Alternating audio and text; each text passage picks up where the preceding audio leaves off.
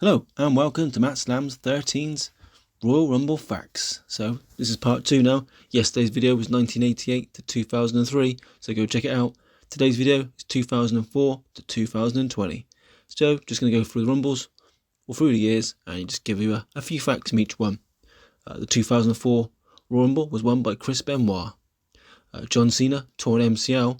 You can remember the image on the beginning of the wrestling episode you see where it says, "Don't try this at home," all that stuff. When John Cena's on agony on the floor, that's when he did it. The Big Show managed to get to the final 2 again, but was eliminated from this position. That's twice, 2 years in a row. 2005, Cena and Batista both eliminated each other. Can you remember Vince McMahon coming down and landing funny in the ring and just sitting there and talking to him? He actually tore his quads, or tore a quad in the process of doing that. It was a very, very strange segment. Anyway, the match was restarted, which Batista actually won. Shelton Benjamin was also in this match in 2005 and lasted for 14 minutes 37 seconds. There you go. 2006, Rey Mysterio won this one, and Kane made this 8 Rumbles in a row, obviously setting a new record. Dean Ambrose also debuted on the undercard as one of The Undertaker's druids. If you look closely on some of the pictures, you actually see his face shining through. I think he was 20 years old at the time. 2007 Royal Rumble, which was won by The Undertaker. And Viscera set a new record of most people to attempt to eliminate a bigger person. You see that, you know what Israel is. You see a big man in the ring and you see loads of wrestlers gang up on him. The record was 7, apparently, when he was Mabel. And then Viscera broke his own record, and 8 wrestlers attempted to do it. Moving on to 2008, and John Cena won this Rumble. This is the first Rumble to be shown in HD on high definition television. Shelton Benjamin was also eliminated by Shawn Michaels in this Rumble. Doesn't seem important, but it was actually the 3rd time that Shawn Michaels had eliminated Shelton Benjamin. 2009. There was a funny scene where Rey Mysterio was chucked out and he used Miz and Morrison as stepping stones. So this was like the beginning before we had the Kofi Kingston antics going on. Randy Orton actually won the match itself. 2010. This was the last time that ECW appeared at a pay-per-view, WWE pay-per-view event. It was also the last time Undertaker would defend a world title at a pay-per-view event, and Edge won this Rumble after coming back after an injury. I think it's up for 6 months or something like that, and he come back and won this one.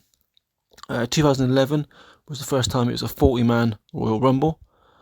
This was also Hornswoggle's last ever pay-per-view appearance, and Alberto Rio won the actual 40-man Rumble himself. 2012, Sheamus won this one. It was also the first time to have a steel cage match on the undercard. It was Daniel Bryan versus Big Show versus Mark Henry for the World Heavyweight Championship, and Daniel Bryan was successful in defending his world title. It's also the first time Kane wasn't actually in the Royal Rumble match itself, which was, I think, the first time in 14 years or something like that it was. Another rumour for you now, Animal from Legion of Doom was meant to appear in 2012, but apparently WWE didn't come up with a very good story for the build-up, and didn't give enough time to practice, or money I suppose, and didn't show. 2013 now, John Cena won the actual match. The Rock beat CM Punk for the title, and The Godfather lasted 5 seconds. In doing so, he was the first man in history to last less than 30 seconds on 3 occasions with 3 different characters. There you go. 2014 now. Batista won this one, much to the fans' reaction when he come back. But it wasn't a very good reaction for that one. Billy Gunn and Road Dogg won the tag team titles after 13 years. Since they was last champion, so 13 years passed. It was the longest ever time a tag team had gone off the scene and come back again and won the titles. They beat Dustin and Cody Rhodes for the belts. Roman Reigns broke Kane's eliminations record in a single Rumble by eliminating 12. 15 now. Roman Reigns won this match.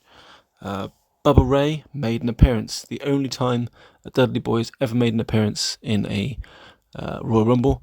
Spike Dudley did attempt to get to the ring once, but was beaten up by somebody, so he didn't ever make it into the ring. There was disapproval of Reigns actually winning the match, and there was a hashtag cancel WWE Network going around on Twitter, which was nearly #1 trending in the world, which a lot of people did follow and did unsubscribe from the WWE Network because of the hatred for Roman Reigns at the time. 2016, Triple H won it, and in doing so won the WWE title. Reigns had to go into the Rumble as champion and try to defend it. Most notably, AJ Styles made his debut in the 2016 Royal Rumble. 2017 now, Jericho lasted 62 minutes, which obviously was quite a record.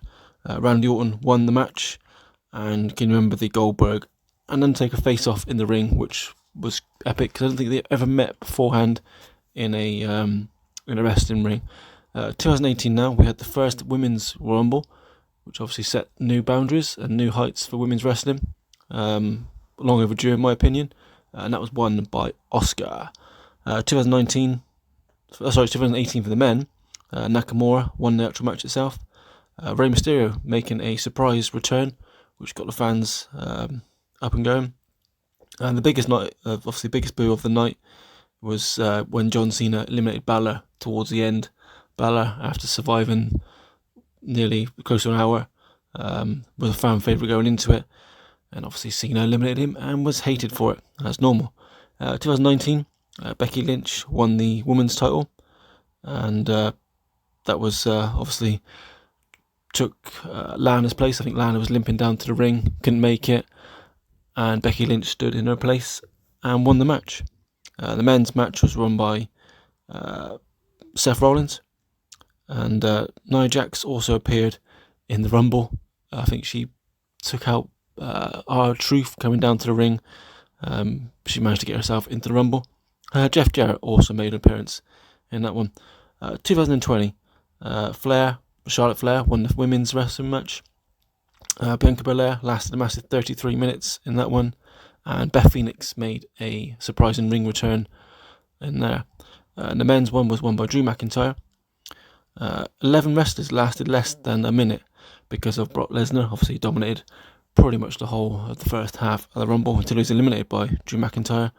And obviously we had the biggest pop and cheer of the night when Edge returned to the Royal Rumble, or to do WWE in general. And I'm sure he'll be back again this year. So there you go. There was some facts for you on 2003 to 2020.